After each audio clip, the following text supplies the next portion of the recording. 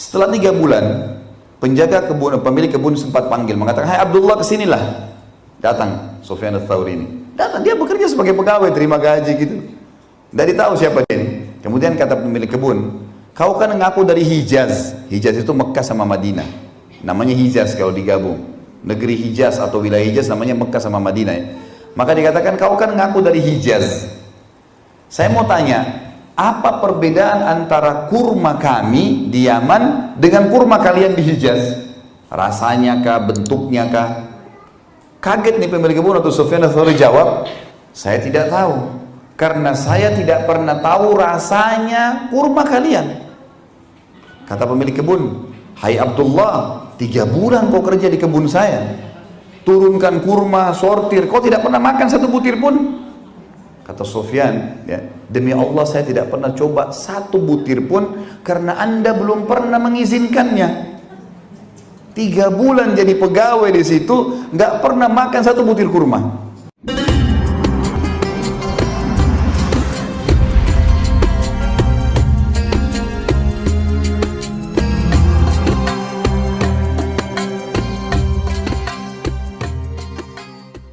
Kisah Sufyan ats-Tsauri. Sufyan ats-Tsauri ini teman-teman sekalian, Bapak Ibu sekalian, adalah dikenal dengan Sajjad. Sufyan ats-Tsauri ini ulama besar, sama kalangan tabi'in juga yang belajar dari para sahabat. Dia terkenal dengan Sajjad. Sajjad ini ahli sujud, ya. Kalau dia sujud, dia nggak angkat kepalanya sampai selesai hajatnya sama Allah. Sampai temannya pernah cerita, "Saya pernah duduk di sebelah Sufyan ats-Tsauri, kemudian dia sujud di rakaat pertama, di sujud pertama di Ka'bah di Mekah." Orang ini kebetulan tinggal di Mekah. Sufyan ats-Tsauri ulamanya Mekah pada zaman itu. Dia bilang, temannya bilang, "Saya lalu tawaf. Saya tawaf pertama selesai, Sufyan ats-Tsauri masih di sujudnya. Sujud rakaat pertama, di sujud pertama. Saya tawaf yang kedua, masih di sujudnya.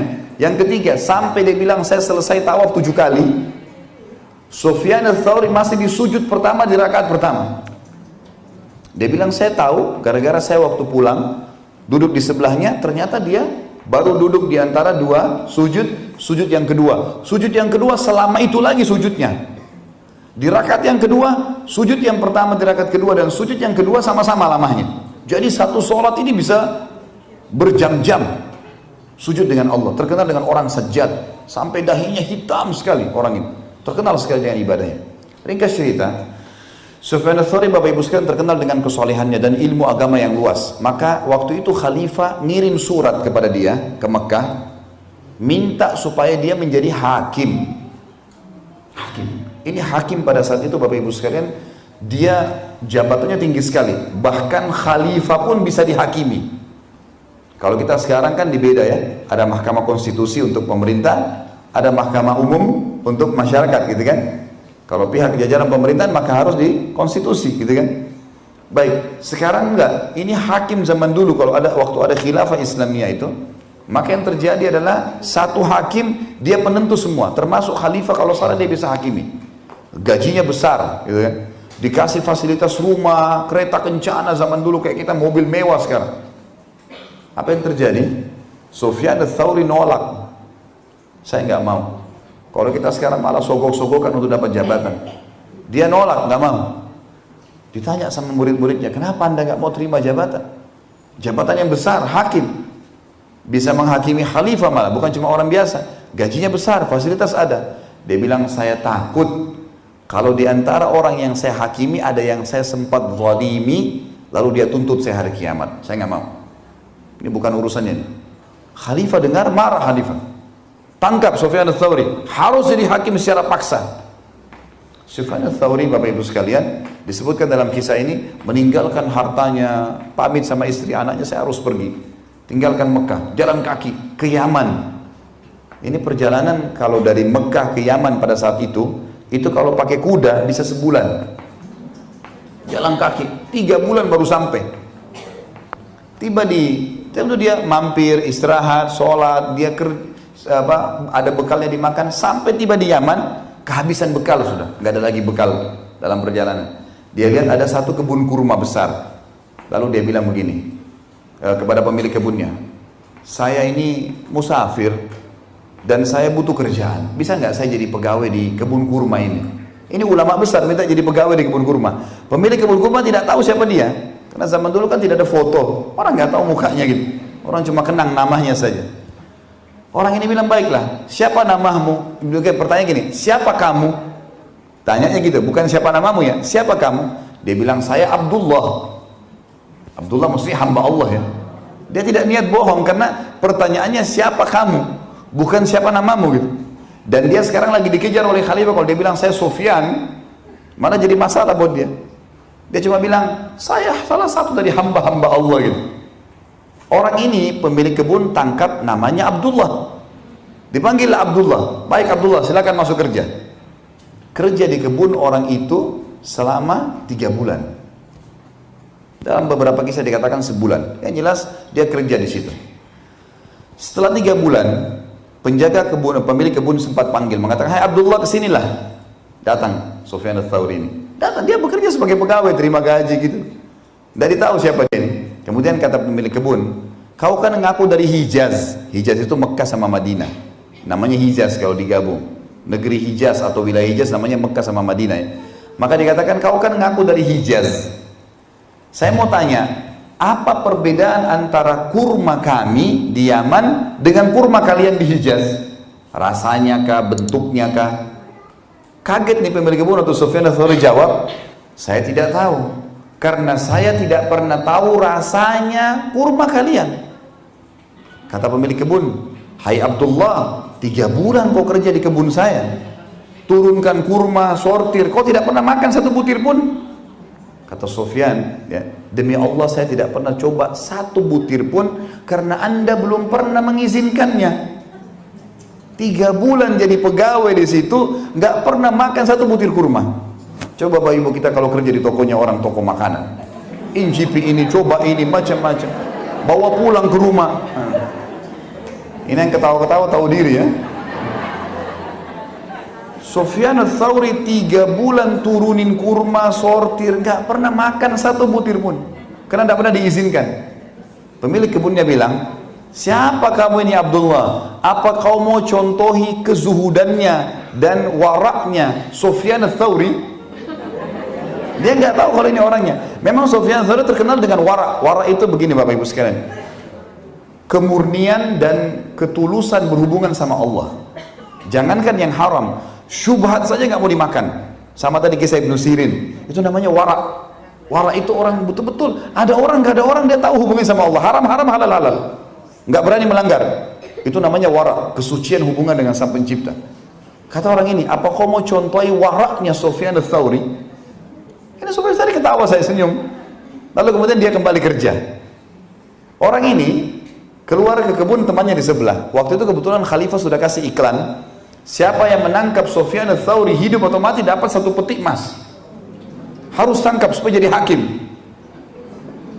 Ini yang pemilik kebun pergi ke kebun sebelah, nanya sama dia, ngobrol sama temannya, dia bilang, ada pegawai saya itu unik, dia bilang. Temannya tanya, kenapa? Masa dia 3 bulan kerja di tempat saya, tidak pernah makan satu butir kurma pun? Lalu saya bilang, apa kau mau contohi waraknya Sufyan Ats-Tsauri? Dia senyum saja lalu dia pergi.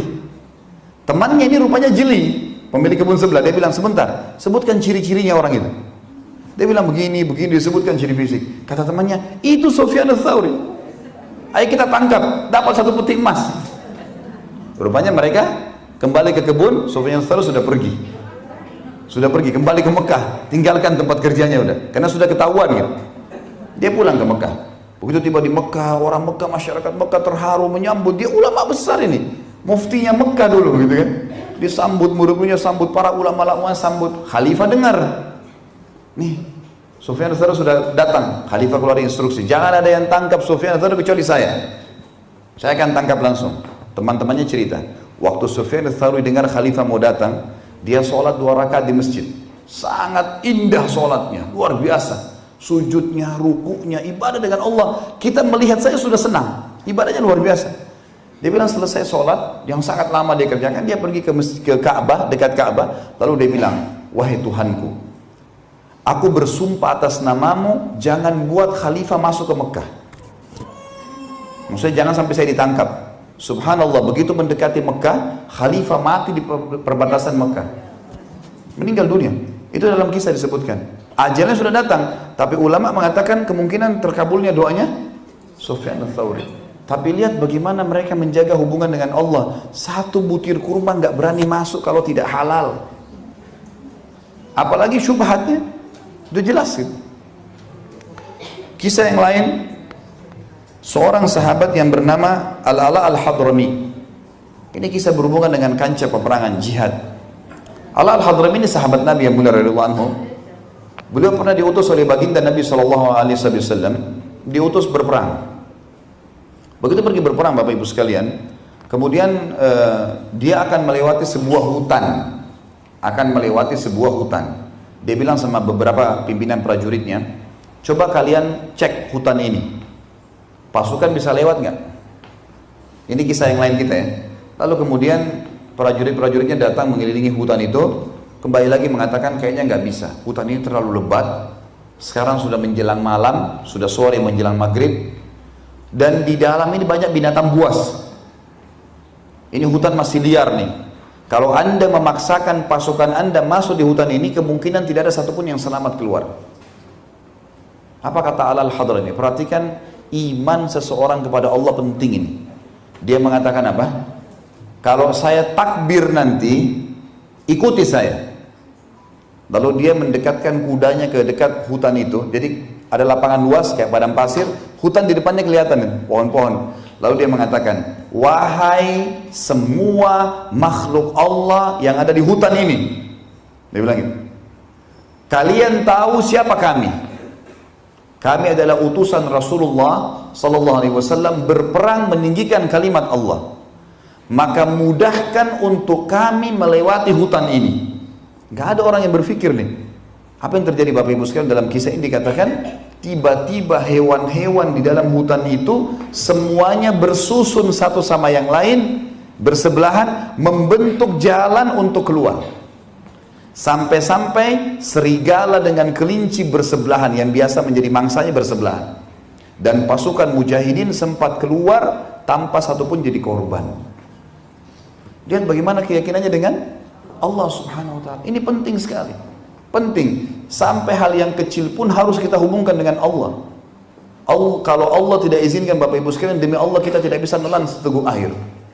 Nggak bisa kita kedipkan mata kita, nggak bisa kita gerakkan jari kita. Ini kekuatan iman kepada Allah, harus kita tahu. Dan kalau kita sudah tahu itu akan jadi indah, karena semua jadi mudah. Sebesar apapun target duniawi yang hilang tidak penting buat kita kalau itu haram. Sekecil apapun peluang meraih ridhonya Allah kalau hilang.